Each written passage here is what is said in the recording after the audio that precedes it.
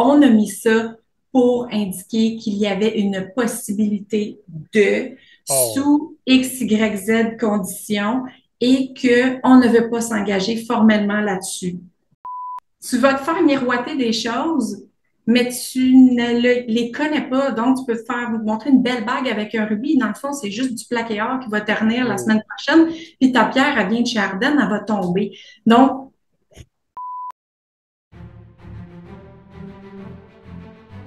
Ah, comme vous le savez, Maurice n'est plus avec nous et l'émission fait une petite période transitoire vers un nouveau format. Donc, en attendant, on vous prépare une série spéciale RH où on décortique tous les aspects les plus frustrants du monde des RH. Aujourd'hui, on pèse sur un bobo qui est rempli de pus et qui est pas loin d'exploser. Les irrégularités, autrement dit, les mensonges volontaires ou non, dans les offres d'emploi. Attachez votre tricorne avec la broche, on fonce direct dans la vague. Julie, c'est super important que je me trouve drôle quand je dis les intros. c'est parfait, c'est parfait. Si je ris pas, c'est parce que c'est une intro qui est manquée. En Julie premier Rivard. propre public. Oui, exactement, oui. Julie Rivard, experte RH, on vient de parler d'un sujet important aujourd'hui. La semaine dernière, on a parlé de la marque employeur. Il y a un sujet connexe aujourd'hui. Hmm? Quoi Oui, croire ou ne pas croire dans les offres d'emploi? C'est intimement relié à la marque employeur, en fait. En fait, même si tu n'as pas de marque employeur, tu t'en fais une avec tes offres d'emploi. Et ben, on va voir de quoi il en retourne aujourd'hui.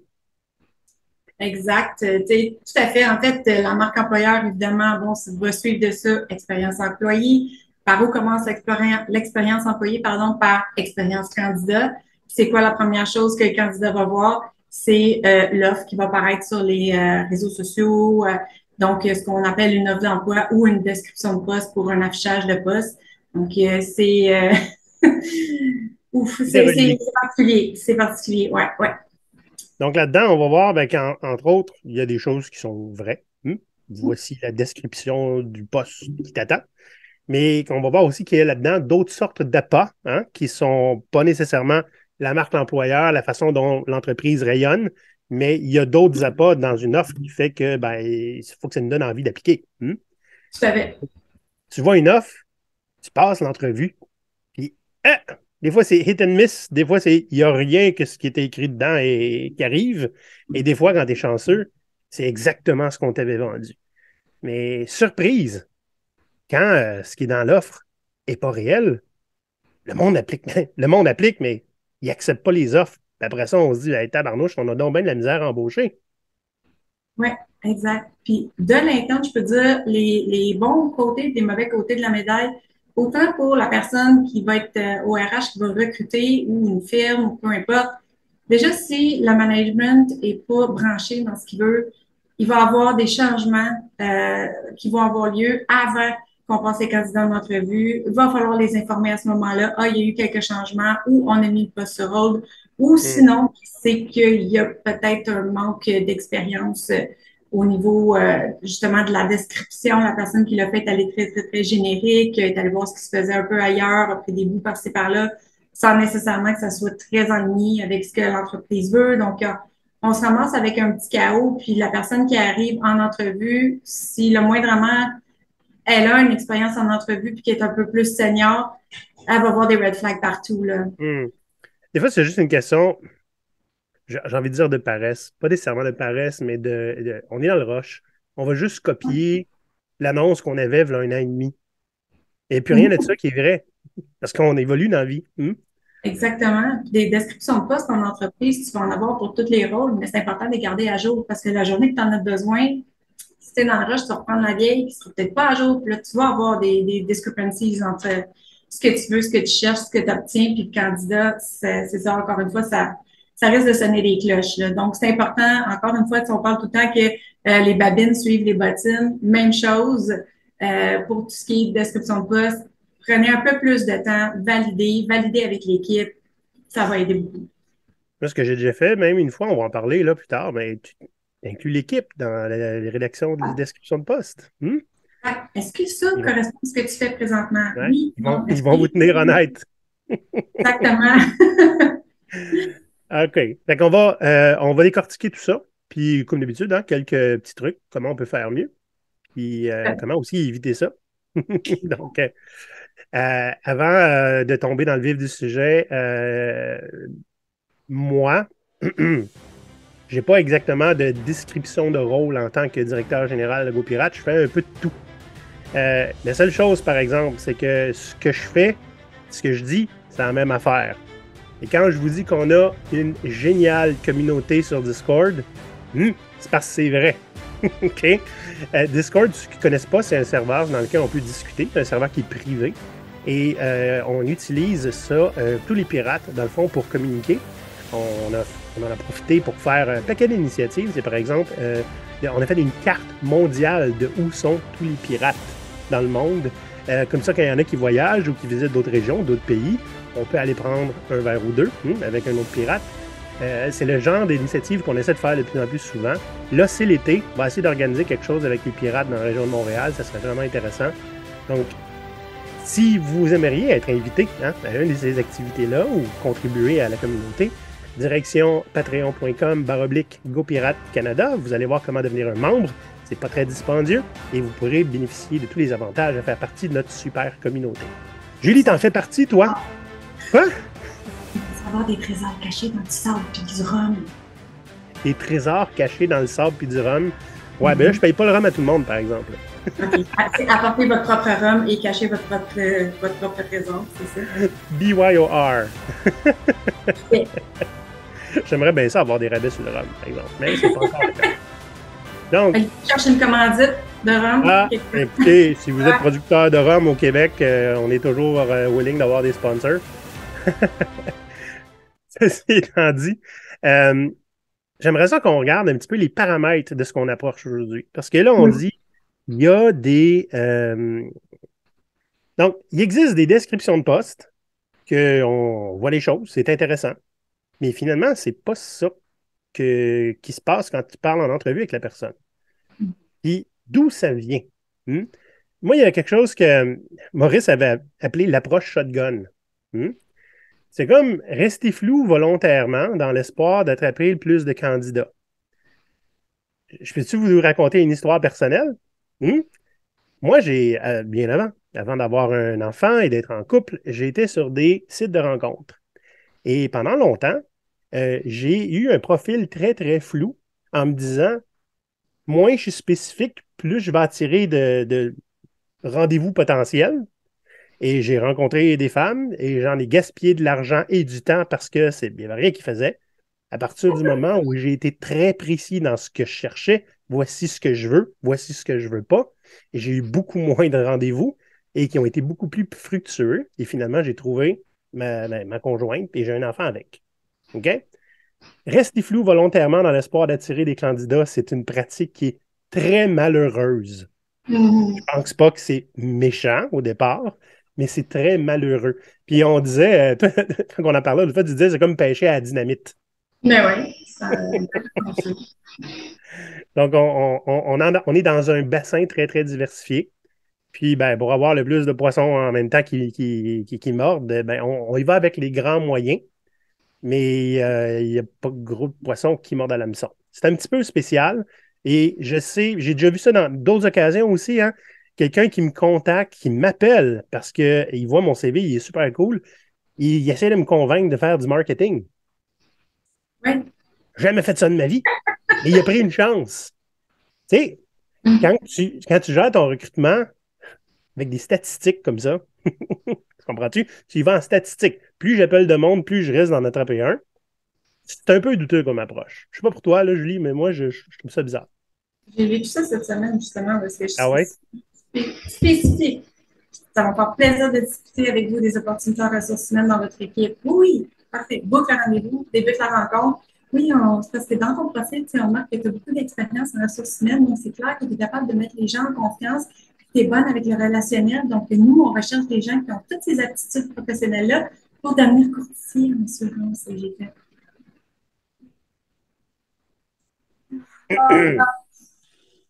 Hey, je suis curieuse, je ne connais pas ce milieu-là. Donne-moi donc tous les détails de ça. On ne sait jamais. Peut-être qu'un jour, je vais travailler en ressources humaines dans une compagnie qui fait des assurances. mais c'est pas nécessairement la bonne approche parce que là, tu as une personne qui est enthousiaste pour quelque chose qu'elle propose. Moi, j'offre mes Mhm. services, je suis enthousiaste, mais on me contacte pour quelque chose qui est complètement à l'opposé.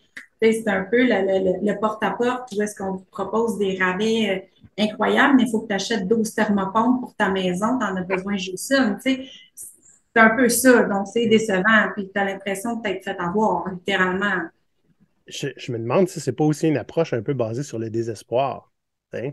Oui, En ce parce moment, que c'est pas un moment qui est difficile, qui est très facile en ce moment là pour retrouver un emploi.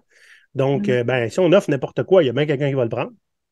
ben oui, mais bon, à quel point, puis combien de temps cette personne-là va rester? Il faut aussi qu'on comprenne que oui, le marché est un peu, le marché est particulier présentement. On parle beaucoup de pénurie de main-d'œuvre, mais dans les faits, il y a eu tellement de gens qui ont perdu leur poste. Il y a des milliers de personnes qui sont disponibles présentement. Autant que les employeurs que les employés n'arrivent pas à combler ou trouver d'emploi parce que les deux, présentement, headbutt Mhm. sur des conditions que les employeurs veulent remettre obligatoirement, alors que les employés ne veulent plus de ces conditions-là, les candidats potentiels. Donc là, moi, Mhm. j'accepte pas, ben moi, je t'embauche pas. On retourne au suivant, tout le monde perd son temps, personne s'entend. Donc, Ouais, fait que, ouais, il y a une pénurie de main-d'œuvre, personne ne veut travailler, mais aussi on n'est pas prêt à donner les conditions que les gens ont envie d'avoir pour pouvoir avoir du monde qui accepte exactement. les offres d'emploi. Tout à fait. Faisons une parenthèse importante d'ailleurs, parce qu'on va se le dire, là, on parlait entre autres du télétravail, qu'on parlait de conditions. C'est un faux Euh, jeu. Cette semaine, j'ai d'ailleurs, suite à des discussions avec toi, avec d'autres mondes, j'ai fait un post sur LinkedIn en me disant, écoute, ça fait presque une dizaine de personnes qui me disent, j'ai appliqué sur un poste qui disait que c'était en télétravail. Et quand je fais passer l'entrevue, ils m'ont dit, non, il n'y en a pas de télétravail, ou c'est dans un an, après un an d'ancienneté, hein, ou c'est ben, 4 fois par jour au bureau, une journée par semaine au télétravail.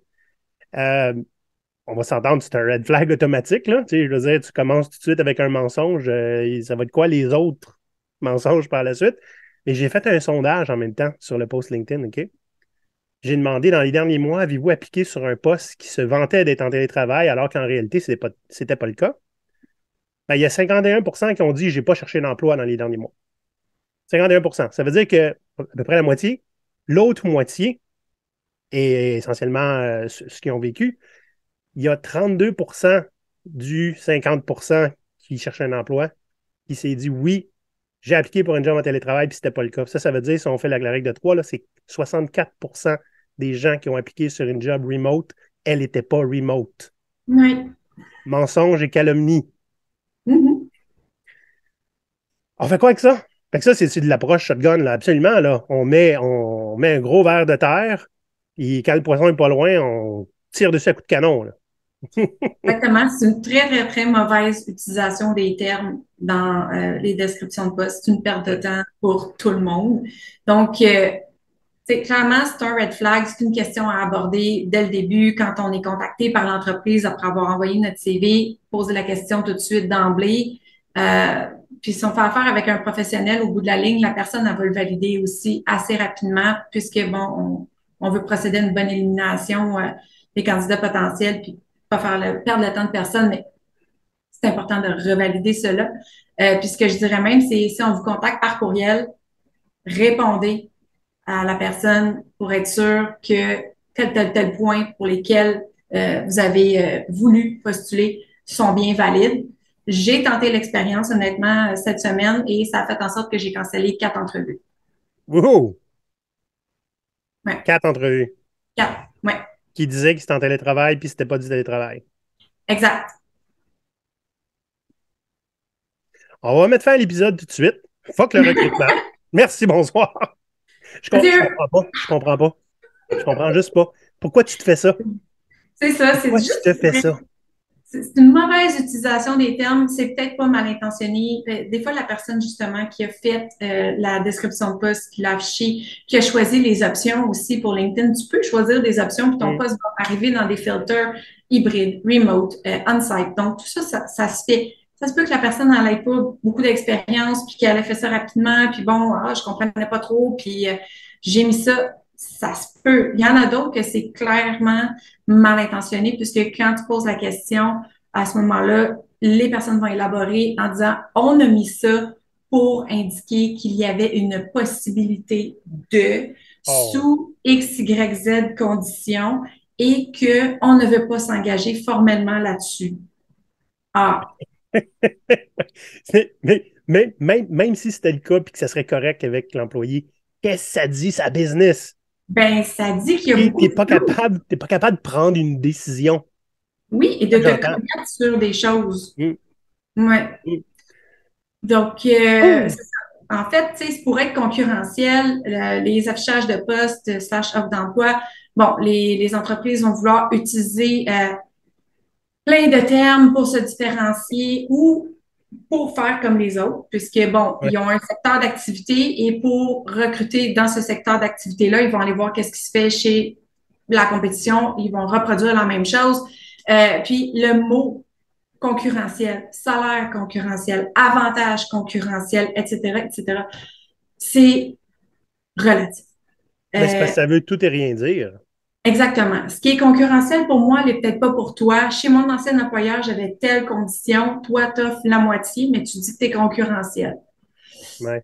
Bon, c'est un petit peu comme dire, tu sais tu sais que toutes les radios à Montréal sont la radio numéro 1 de Montréal. Faut juste faire parler le bon chiffre qui nous plaît. Hein? Fait que c'est un peu la même chose. Ah, tu as peut-être vu, ça s'est sûrement promené sur LinkedIn, je vois ça sur Reddit souvent. Il y a une petite bande dessinée là, qui dit votre salaire là, concurrentiel, c'est quoi? Ben, je peux pas te le dire, mais il est très concurrentiel. Et là, Mhm. le recruteur retourne la question au candidat et il dit puis parle-moi de tes skills là, par rapport au domaine d'affaires. Ah, il dit ils sont excellents. Je peux pas t'en parler, mais je te jure qu'ils sont excellents. Ben, Et tu c'est sais, ça. c'est pas malhonnête, hein, by the way. Servir à une entreprise qui te sert, là, c'est pas malhonnête. C'est sûr que ça te risque pas de t'ouvrir des portes, mais des fois, c'est mérité, je trouve. Oui, tout à fait. Puis dans ce cas-là, ce que je suggérais, c'est poser des questions. Tu sais, soyez pas gênés. De toute façon, les gens qui vous passent en entrevue, qui vous justement qui vous analysent d'une certaine façon sont habitués de se faire poser des questions. Tant que ça reste de façon professionnelle, polie, puis que vous demeurez agréable. Il n'y a pas de problème, même que le recruteur, Mm. la recruteuse vont être content que vous posez des questions, que vous vouliez élaborer là-dessus. Ça démontre que vous avez aussi une certaine aptitude d'analyse, puis vous en ferez pas passer, puis vous êtes professionnel. Donc, c'est vraiment important tout ce qui concerne vos conditions, vos avantages, bénéfices, bon, ces mots-là, salaire, avantages sociaux, ce qui est les assurances, Mhm. les REER avec contribution de l'employeur, etc., vos vacances, vos journées maladie. Quand on parle de congés personnels rémunérés et tout ça, posez des questions par rapport à ça. Les entreprises ont des minimums légaux à respecter, évidemment, Mhm. parce que les normes du travail et le Code civil vont dicter des minimums que l'employeur doit vous offrir, mais il n'y a pas de limite à ce qu'il peut offrir de plus. Exact. Donc, Donc, très, demandez très des chiffres. important. Demandez des chiffres et quand il vous parle d'assurance, demandez à quel pourcentage la prime est payée par l'employeur. Qu'est-ce que ça va contenir comme couverture dentaire, maladie, longue durée, courte durée? C'est toutes des choses qui est important d'aller approfondir, puisque aussi c'est important de savoir que la prime qui dépasse un certain pourcentage que l'employeur paye pour vous, c'est un avantage imposable. Et que plus que vous Mhm. avez une grosse couverture, plus que la prime est haute. Donc, parfois, ça peut être moins avantageux, exemple, d'avoir les lunettes et changer d'employeur parce que le nouveau paye vos lunettes. Ben, vous allez Mhm. payer une plus grosse prime, puis ça donne à rien. Mets de l'argent de côté, puis achète-toi tes lunettes. Tu sais. Si c'est juste ça qui t'incite à changer d'employeur. Donc, vraiment important de valider tous ces points-là. Vos vacances, est-ce qu'elles sont disponibles dès l'embauche ou vous devez les cumuler pendant un an? Ah, en Posez effet. toutes ces questions-là. Si vous en avez qui sont déjà prévues, est-ce que vous devez les prendre à vos frais ou elles vont être couvertes? Donc, tout ça, valider ces points-là, poser des questions. Les salaires, super important d'approfondir là-dedans. C'est quoi votre programme d'évaluation? Est-ce que ça a lieu à chaque année? Est-ce que vous offrez des bonus de performance? Est-ce que vous offrez un partage des bénéfices? Pour tout ce qui est REER, bon, contribution de l'employeur, c'est quoi le pourcentage? C'est après combien de temps? Est-ce que le REER, la portion de l'employeur m'appartient tout de suite ou si je quitte avant 2 ans, l'employeur reprend sa cotisation? Mhm. Tous des petits détails bien, bien importants. Ouais. Ouais, Euh, c'est super pertinent, ça. Des questions que moi-même, je ne penserais pas à poser. oui, Ouais. mais oui, parce que Mais tu vas te faire miroiter des choses, mais tu ne les connais pas. Donc, tu peux te faire montrer une belle bague avec un rubis. Dans le fond, c'est juste du plaqué or qui va ternir la mm, semaine prochaine. Puis ta pierre, elle vient de chez Ardennes, elle va tomber. Donc, c'est ça. bref, tout est relatif, ça prend un point de référence. Hein. Ce que l'on nomme pas, en fait, si on nomme pas les choses, on crée de l'ambiguïté volontairement. Et l'ambiguïté, Exactement. ben, ça fait que vous allez remplir les trous avec ce que vous voulez avoir, mais c'est pas nécessairement ce qui va être la réalité. Exact. Mm. Il y a, quand on parle de congés, vacances illimitées, bon, faites très, très, très attention. Des vacances illimitées, ça n'existe pas. Des OK? vacances illimitées! Hey! Non, mais je vais me faire embaucher puis je vais prendre 26 semaines de vacances. Ben, moi, je débute demain et je prends 52 semaines moins un jour en congé. Merci. Donc, non. Ouais. Vacances illimitées, effectivement, c'est un terme qui parle très fort, qui était très en vogue il y a quelques années, et Mhm. plusieurs bémols qui ont poussé depuis. Oui. En parlant avec des dirigeants, ouais, je trouvais ça intéressant. Moi, j'ai déjà été dans une rencontre où il y avait des dirigeants de PME qui ont adopté les vacances illimitées parce que c'était quelque chose qu'ils pouvaient faire, qui était peut-être moins dispendieux que d'autres avantages qu'ils auraient voulu avoir. Et ils ont dit, c'est étrange, mes employés prennent moins de vacances depuis qu'il y a les vacances illimitées. Puis ils se sont fait questionner. Toi, là, le PDG, t'es prends-tu tes vacances? Puis la haute direction, est-ce qu'elle prend les vacances? Ouais, pas super, on rush beaucoup, mais c'est parce qu'ils suivent votre exemple. Hein. Et c'est pour ça Mhm. qu'il y en a qui ont commencé à mettre vacances illimitées avec un minimum de 4 semaines. Genre, tu comprends? Ouais. Puis ça, Donc, ça crée il faut beaucoup. poser ces questions-là. Il faut s'informer sur comment c'est vécu, comment c'est géré aussi. Exactement. Puis, du même exemple que quand tu parlais du concurrentiel, le fameux illimité, ça a créé beaucoup de jokes aussi online, que ce soit sur Reddit ou Instagram ou whatever. Le fameux, ah ouais, mais fait que je peux prendre 4 semaines là. Oui, mais ça risque d'impacter ton évaluation de rendement. Ah, OK. Mais ici, on a des horaires flexibles. On n'offre pas du 9 à 5. OK, mais dans ce cas-là, entre quelle heure et quelle heure dois-je être présent? Ah, ben en même temps que tout le monde, ce qui est entre quelle heure et quelle heure? Ben, entre 9 et 5. OK. c'est, Ouais. C'est c'est tout le flexible en folklore. temps. C'est Oui, flexible à condition. exactement. Donc, côté vacances illimitées, comme on disait, tu sais, ça n'existe pas. Il y a toujours des conditions à respecter. Assurez-vous de lire la politique interne là-dessus Mhm. par rapport aux vacances illimitées. Puis il y a beaucoup d'études qui ont sorti qui démontraient que parce qu'on n'est pas dans un modèle, ça pourrait s'appliquer facilement dans un modèle d'entreprise où est-ce que, comme moi perso, je m'en fous combien d'heures tu fais par semaine, ta job est faite. Je ne vais pas te demander de continuer d'être là pour être là pour que tu aies fait 40 heures. Si tu en as fait 22 cette semaine, mais tu vas en faire 60 la semaine prochaine, ça t'appartient. C'est ta job, c'est toi qui sais qu'est-ce que tu dois livrer, puis quand tu es productif, puis bon. Alors, dans ce cas-là, le vacances illimitées, ça peut s'appliquer. Mais dans un cas conventionnel où est-ce qu'on a un nombre d'heures spécifique à respecter, qu'on est comparé à notre collègue, ben là, tu en as tout le temps un qui va être identifié comme le flambeau de la gang parce qu'il est tout le temps parti en vacances puis qui prend plein de maladies pour aller faire du ski. Puis là, les autres à côté vont être gênés de faire ben, est-ce que je fais comme lui? Ou si tu es dans une équipe ultra performante où est-ce que personne prend de vacances, mais là, toi, tu te sens mal d'en prendre parce que les autres n'en prennent pas. Alors, ça fait en sorte que les gens, en moyenne, prenaient 15 jours, ce qui revient aux 3 semaines, en fait, de Ouais. vacances qu'on a normalement. Et ça inclut la maladie. Par contre, la maladie, il faut bien comprendre que après un certain jour, un certain nombre de jours, à moins que ton employeur ait défini un court durée payé par lui-même, tu tombes sur l'assurance emploi ou tu vas tomber sur un autre type d'assurance. Parce que c'est pas ton employeur qui va te verser ton plein salaire pendant 6 mois ou Mhm. un an. Donc, faut toujours aussi penser à ces choses-là puis valider certains points. Donc, laissez-vous pas entourlouper par les vacances illimitées. C'est plein de conditions qui s'appliquent à ça. Ouais. Par contre, ça peut être pratique quand tu as des enfants, de savoir que tu peux prendre une journée par-ci, par-là, puis que ça sera pas mal vu. Ouais. Euh, C'est important que ça soit encadré, en fait. C'est c'est ça, ça. c'est probablement encadré, puis vous avez le droit de poser les questions sur comment est-ce que c'est encadré. Exact. Ouais. Puis moi, ce que je proposais aussi aux managers des équipes, c'est que je les rencontrais pour leur dire, bon, voici comment ça fonctionne, puis c'est ta job en tant que manager de t'assurer que ton équipe va bien, de t'assurer de pointer ceux qui ont besoin de repos, de leur suggérer de prendre du Mhm. repos, de prendre des vacances. On se fait des suivis sur les banques de vacances, évidemment, parce qu'il y en a qui sont encore là, et de rappeler à cette personne-là qu'ils peuvent prendre des vacances ou qu'ils doivent prendre des vacances et que c'est bon pour leur santé mentale, les encourager là-dedans. Donc, briser la gêne un peu de ça. Puis bien encadrer, comme tu disais, ça revient à une bonne pratique, en fait, en entreprise d'un bon manager. Tu sais. Ouais. En fait, exactement. C'est exactement la job de manager. Il y en a Oui, beaucoup qui ne font pas cette job-là. non, Pas c'est d'autres ça. priorités ou whatever.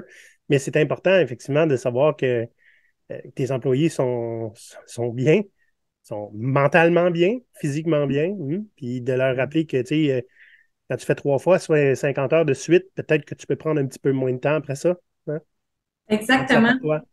Puis il y a beaucoup de managers qui vont penser à tort que c'est la job des RH de faire ça, que les RH vont toujours suivre les banques et contacter les employés on the side.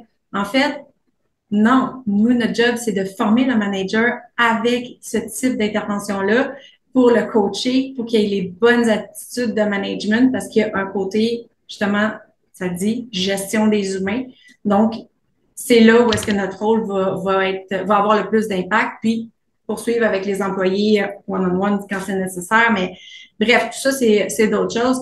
Mais quand on arrive aussi dans la description du poste, le rôle, tâche, responsabilité, valider, poser des questions, ayez la description sous les yeux et demandez justement de donner plus de détails sur tel telle responsabilité qui est indiquée là. Souvent, ça va être des verbes d'action. Donc, je sais Mm. pas, moi, par exemple, élaborer des processus de suivi de projet dans l'équipe et mettre en place des outils performants pour blabla.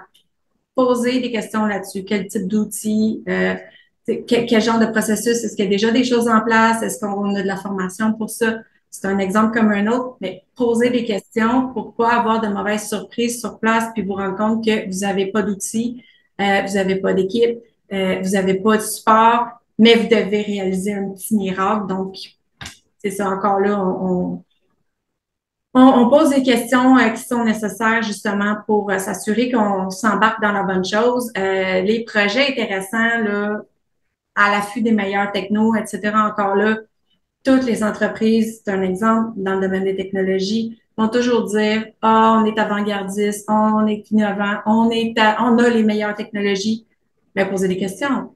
Qu'est-ce que vous utilisez comme outil? Encore là, c'est quoi les langages de programmation que vous utilisez avec, c'est quoi le stack à l'interne? Donc, c'est toutes ces questions-là. Ouais. Demandez des exemples. Oui. Demandez à quoi ressemble une journée de travail typique. Et si le processus continue, Mhm. demandez à rencontrer des gens dans l'équipe. Absolument. En tant que consultant, ça arrive, moi, qu'on essaye de m'appâter en me disant super beau projet, très bon client. Quand je demande c'est qui le client, je ne peux pas te le dire. Je Mais non, c'est ne peux pas te le confidentiel. dire, il faut que tu signes le contrat avant. Mhm. Fait que si le client, c'est quelqu'un avec qui je me suis pogné dans un autre mandat, je fais quoi? Hein? Ben, c'est comme un blind date fiancé. Oui, c'est ça. C'est un petit peu spécial. Mais oui, il faut demander des exemples, poser puis des exemples réels, hein, pas juste des Mhm. simulations. Là, on parlait, tu sais, oui, description du rôle, les tâches, responsabilités. Il y a beaucoup aussi de stack technologique, spécialement. Hein, je travaille beaucoup avec des développeurs. Il y en a qui ont Oui. des spécialisations très précises avec certains outils, certains langages. Et c'est pas toujours à jour, cette affaire-là. En fait, j'ai connu des gens qui se sont fait approcher pour un stack très particulier. Et au moment d'accepter l'offre, ils se sont fait dire, ah, finalement, on a décidé de changer de technologie. Fait que es-tu à l'aise avec celle-là? Si t'es pas à l'aise, désolé, il va falloir qu'on prenne quelqu'un d'autre. C'est ça. Fait que, tu sais, c'est important de s'assurer de ce qui est écrit là. OK? Oui, c'est ça. On te demande d'être bilingue, anglais-français, finalement, ça va être Ouais. français-espagnol. J'aime l'exemple. Hey, j'aimerais ça qu'on tape un petit peu sur quelque chose qui mérite un petit peu plus de se faire varloper. Autre tâche connexe. Mhm. Parce qu'on s'entend là, que c'est le fourre-tout, là, OK? Tout ce que tu vas détester de ta job, c'est là-dedans. C'est essentiel d'exiger que ce soit défini, c'est quoi les autres tâches connexes. Parce que Oui. ça se négocie, un poste aussi, hein? Il y a quelque Oui. chose de clair. Regarde, by the way, on a le droit d'avoir des deal breakers, hein? En Oui. tant que le candidat, mais aussi en tant qu'employeur. Oui. Et moi, une des premières choses que je fais, une fois que j'ai passé une entrevue puis qu'on parle de ce que je souhaite, ce que tu souhaites, on a-tu envie de travailler ensemble, avant de signer quoi que ce soit, j'expose, je mets carte sur table. Voici moi ce que je mesure pour savoir si je te garde comme client. Hmm? Et voici mes deal breakers. Mon deal breaker numéro un, c'est si je suis un générateur de rapports, tu me perds. Je ne suis pas là pour faire les rapports. Mhm. OK? Je vais automatiser quelque chose qui va te donner l'information que tu veux. Je ne vais pas faire les rapports. Moi, c'est un deal breaker. J'en ai eu juste plus qu'essayer dans ma vie. Ça ne me tente plus de gérer ça. Donc, tu sais, ce genre de transparence-là n'est pas juste souhaitable et nécessaire, là, parce que tu ne veux pas avoir signé puis te ramasser 2 jours après à faire exactement ce que tu ne voulais pas faire. Oui, tout à fait. Ça, c'est l'équivalent, je te dirais, d'un bon exemple qu'on voit souvent, parce que je vais dire nous les filles, parce que c'est souvent, on a on est dans des rôles à proportion beaucoup plus haute féminine. Mhm. Ça peut être remplacer la réceptionniste à l'accueil durant l'heure de lunch, mais c'est pas écrit, mais c'est autre Ouais. tâche connexe. Puis toi, tu fais, mais non, non, je veux aller luncher comme tout Directrice le de monde. quelque chose. C'est ça, ça fait pas partie du tout de mon rôle. Donc, tu dis, oui, je veux aider, je veux collaborer, je veux mettre la main à pâte, puis être une joueuse d'équipe. Mais ça, vous m'en avez pas parlé. Non. Donc, Non. c'est encore là, comme tu dis, important d'aller valider puis de poser des questions. Quel type de tâches connexes qu'il pourrait y avoir liées au poste? Et puis, vous n'avez pas l'air fou en tant que candidat parce qu'il ne faut pas oublier que vous n'êtes pas là pour quitter une job, vous n'êtes pas désespéré. Si c'est le cas, c'est vraiment triste. Et ce qui va arriver, c'est que vous allez accepter quelque chose, peut-être par manque de confiance en soi, peut-être par obligation.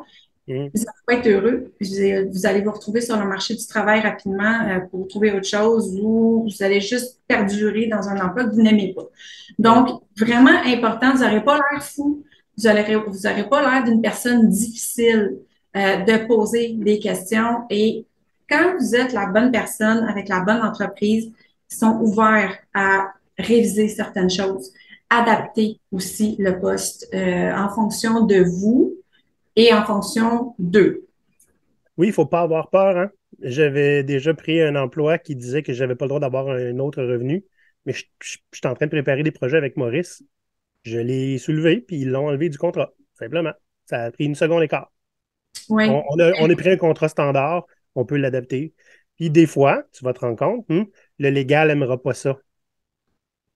Ça aussi, c'est un message. Tu ne peux pas faire changer grand-chose à cette place-là. Je, Non, je puis connais. ça va arriver souvent qu'il y a des clauses dans certains contrats. Une fois que tu sais, bon, t'es rendu à signer ton offre d'emploi, ton contrat, il y a certaines clauses qui vont être facilement invalidées, comme le fameux périphérique de non-compete. Ben, il y a Mhm. aucune loi qui dit que tu ne peux pas empêcher quelqu'un de travailler. Donc, il y a des limites à ça. Puis également, les clauses d'exclusivité, de travail exclusif, souvent, ça va être facile à briser parce que ça n'a pas de rapport avec ton emploi. Tout comme le fait que tu joues au soccer dans 4 équipes, 5 soirs semaine, va t'épuiser tout autant qu'un autre emploi on the side. Ça change Ouais. rien, là. Donc, on va pas demander aux Non. gens de pas avoir de passe-temps qui pourrait les épuiser et qui va réduire leur énergie consacrée à leur travail. C'est un peu ça le concept, là. Ouais, ouais. Dernier point que j'aimerais ça qu'on décortique, c'est, tu sais, là, les, les offres d'emploi qui commencent par Hey, le jeune! Tu veux un monsieur Ouais. juteux? Il faut d'abord me paye. Les descriptions écrites au-dessus, toutes les histoires de je cherche un gourou du code, un ninja du marketing. Euh, comprends, là, que vous êtes jeune et dynamique, sérieusement, pas des enfants, là.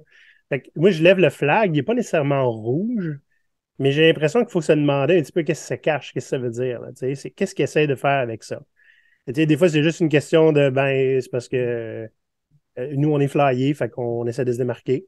Hein. Des fois, j'ai déjà vu des concepts de complètement super flyés, ça a beaucoup attiré l'attention. Tu sais, par Mhm. exemple, c'est un panneau publicitaire fait en Paint que ça disait on cherche un designer Photoshop parce que clairement, nous, on n'est pas bon. C'était super Mhm. intéressant et ça a probablement attiré beaucoup de choses. Tu comprends? Avec ça, c'était un qui se démarquait beaucoup. Mais ouais, toutes les descriptions écrites au-dessus qui parlent de plein de choses qui ne sont pas nécessairement reliées au travail. Tu sais, quand tu parles de nos beaux bureaux, c'est cool, mais c'est secondaire. Il faut juste Mhm. comme, rester un petit peu attentif à qu'est-ce qu'on essaie, qu'on met ça de l'avant en fait. Est-ce qu'on essaie de cacher autre chose? Est-ce qu'on essaie de mettre en second plan des choses qui sont plus importantes, mais qu'on ne veut pas nécessairement parler? Donc, il faut poser des questions, je pense. Il n'y a pas vraiment de conseils très précis par rapport à ça, mais c'est important qu'on en parle, Julie. Oui. Donc, ce que je voulais dire, en fait, c'est par rapport aux descriptions au-dessus qui ont l'air ultra cool et tout ça, va regarder le site Internet de la compagnie. Puis si c'est ultra gris, rigide et corporatif, puis que ça a l'air d'avoir été écrit en 1950, pose-toi des questions parce que ce que tu vas voir sur le site versus ce que tu vois sur la description de poste, si ça ne matche pas ensemble, ben là, tu as un problème de marque employeur, visibilité et tout ça. Puis, tu vas te poser des questions à savoir, ben, ils ont-tu fait ça pour que je m'en vienne, mais une fois rendu là, je vais pelleter des roches avec une chaîne à cheville, là. Donc, allez valider les informations, faites un petit effort de détective, si je peux dire ça, Ouais. un minimum. Allez voir ça. Puis aussi, ce que je dirais, c'est quand la liste des avantages est interminable, pose-toi des questions aussi, parce que si tu as plus d'avantages définis dans l'offre que d'informations par rapport au rôle, il y a un problème. Ouais. C'est peut-être une cage dorée. Ben, c'est ça. Donc, pourquoi vous avez pris autant de temps à définir tous les avantages, les mettre dans la description de poste pour attirer des gens alors qu'il n'y a pas l'information dont on a besoin pour prendre une décision éclairée à savoir si ce rôle-là dans l'entreprise nous intéresse? Mhm. Intéressant. Oui. On a 3 trucs pour, non pas 3, 4. On est super généreux aujourd'hui pour les gens qui veulent se trouver un emploi et qui ont peur de tomber dans des pièges en lisant les descriptions de poste. Le premier est très intéressant. Julie, c'est toi qui l'as apporté. Je te laisse Oui. nous en parler. Bien, on est tous quand même actifs sur LinkedIn. Il y a certaines entreprises qu'on va suivre. Puis quand on est en recherche d'emploi, on va voir des postes récurrents. Donc, admettons un exemple que je te donne. Poste de directeur de l'ingénierie dans une entreprise techno que tu suis, qui revient aux 6 mois. Va voir la taille de l'entreprise. Si c'est une petite entreprise du genre 0 à 50 personnes, pose-toi des questions parce qu'ils n'ont pas 18 directeurs de l'ingénierie dans une boîte de 50 personnes. Ça veut tout simplement dire c'est que c'est un poste qui est régulièrement à combler parce que la personne ne reste pas. Et pourquoi la Mhm. personne ne reste pas? C'est là qu'il faut s'interroger. Donc, si vous postulez là-dessus, vous vous rendez dans le processus de recrutement, posez des questions à savoir, ben, j'ai vu que ce poste-là était souvent affiché. Est-ce que vous avez eu beaucoup de roulement dans le poste? Qu'est-ce qui fait en sorte que le poste est disponible aujourd'hui puis que vous cherchez quelqu'un? Vous avez le droit de poser ces questions-là, c'est légitime. Vous n'allez pas Mhm. passer encore une fois pour des gens difficiles. Donc, posez-vous des questions à ce niveau-là. Il y a aussi, on en parlait tantôt, de demander de parler à l'équipe Ouais.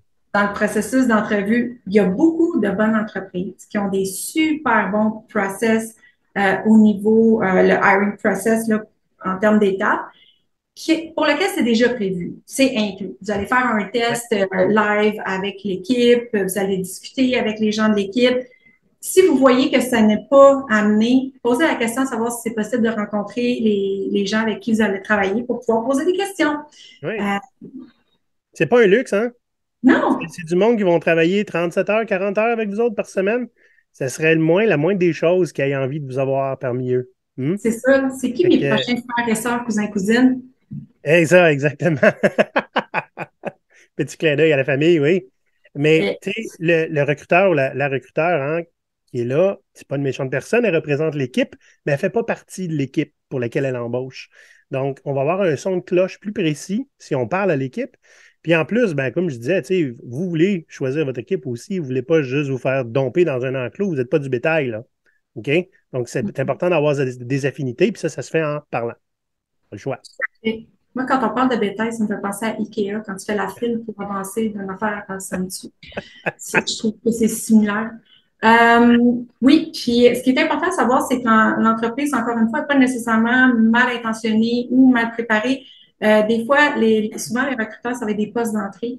Des fois, les personnes n'ont pas beaucoup d'expérience. Hmm. Puis, si vous en avez plus que cette personne-là, tout en restant évidemment professionnel, prenez un peu le lead. Il y a pas de problème là-dedans, même que ça va être apprécié, puis ça va faciliter votre processus. Euh, Hmm. un autre point, oui, voilà. Si une entreprise vous demande des références, ça arrive encore. Moi, Ouais. perso, je n'en vois pas l'utilité. J'ai un mindset qui fait en sorte que une fois que j'ai rencontré quelqu'un, que j'ai validé les points que j'avais à valider avec, j'ai pas nécessairement envie de parler à ses ex. T'as-tu parlé aux ex à ta blonde avant pour être sûr qu'elle était fine? Eh, Bon, c'est une tout ça excellente analogie. c'est ça. Tout ça pour dire que ça, c'est moi. Puis je vais respecter un employeur qui va me dire de prendre des références. C'est correct. Tant que c'est fait dans les règles de l'art. Mais pourquoi vous posez pas la question aussi? Vous me demandez des références. Moi, est-ce que je peux avoir aussi des références? Ça a l'air effronté, mais en même temps, ça revient à je veux parler à l'équipe. Oui, puis c'est même pas obligé d'être quelqu'un de l'équipe. Parce que l'idée est, c'est pas pour rien qu'on te demande des références, hein? On veut savoir, tu sais, c'est quoi j'en ai donné souvent des références hein, pour les gens. C'est quoi c'est quoi les points forts? C'était quoi les difficultés que la personne rencontrait? C'était quoi le meilleur contexte pour cette personne-là? Je trouvais ça super intéressant qu'on me pose cette question-là pour aider quelqu'un à voir si c'est un bon fit, tu sais. C'est pas une méchante chose. Mais s'ils ont le droit de vous demander des références, vous avez aussi le droit de parler à des gens qui sont là. Puis, je veux dire, ils en connaissent là, des gens qui sont à leur emploi. Là. Hmm? S'ils vous refusent, il n'y a rien qui vous empêche de parler avec des personnes qui ne sont plus là. Vous leur demanderez à l'entreprise s'ils préfèrent ça. Ouais, on Hmm? a souvent aussi, quand on est en recrutement en tant qu'employeur, ça m'est arrivé régulièrement que des candidats me disent ouais, je suis allée voir votre code sur Glassdoor, puis tel commentaire, puis là, je suis pas trop sûre. Puis là, tu te retrouves avec une canne de verre dont tu n'as aucune idée de quoi il parle la plupart du temps, puis il faut que tu te justifies là-dedans ou tu trouves Mhm. quelque chose pour réconforter ou du moins rassurer la personne, parce que des fois, ça peut être des gens qui n'étaient pas contents, puis bon, ils sont allés dire de la boîte, c'est pas nécessairement valide. Tout ça dans les deux sens, là. Mais tout ça pour dire, poser la question, valider, vous pouvez aller parler dans votre réseau à des gens qui ont déjà travaillé là. C'est bien correct parce que, bon, dans ce cas-ci, les clauses pour la loi 25 ne s'appliquent pas nécessairement. C'est individu à individu, puis c'est pas lié à des informations personnelles, mais poser la question. Et là, on a l'air des gens qui font une Viva la Révolution, là, mais plus les candidats vont prendre ces initiatives-là envers les employeurs, plus les employeurs vont être conscientisés que les candidats à qui ils parlent sont bien outillés et Bien ont informé. l'information. Ont Ouais. l'information, ne sont pas manipulables. Encore là, on ne dit pas que des employeurs manipulent. Il y en a que, oui, on ne dit pas que c'est leur première intention, mais ils vont voir qu'ils ont des gens expérimentés devant eux qui savent qu'est-ce qu'ils doivent poser comme question pour s'assurer qu'eux aussi font un bon choix. Tout autant Ouais. que l'employeur veut s'assurer qu'il fait un bon choix quand il embauche un candidat. Donc, oui, c'est ça, c'est des bonnes pratiques. Puis, encore là, on le mentionnait tantôt, là, mais si la liste des avantages là, est vraiment exhaustive, ben, assurez-vous que ça concorde et aussi, sachez, chère gens, que tout ce qui est monnayable ou qui est considéré comme de l'argent est un avantage imposable. Donc, un employeur qui vous offre, admettons, 1000 pièces par mois pour votre gym, plus 600 pièces pour whatever, santé, bien-être, plus un autre 500 pièces pour aménager votre bureau à la maison. Si vous bénéficiez de ces avantages-là, ils sont ajoutés à votre revenu à la fin de l'année et vous payez de l'impôt. Oui, c'est important. Sachez-le, ce n'est pas gratuit. Vous Hmm. payez une partie de ça. Donc, laissez-vous pas, comment on dit, aveugler. Affiroiper, enfiroiper. Enferroiper. C'est ça le mot. Ouais. Puis t'allais dire, hein, j'ai le plan devant moi, hein. T'allais dire, si les avantages est longue, comparez-le avec le contrat que vous signez. Et tu sais quoi?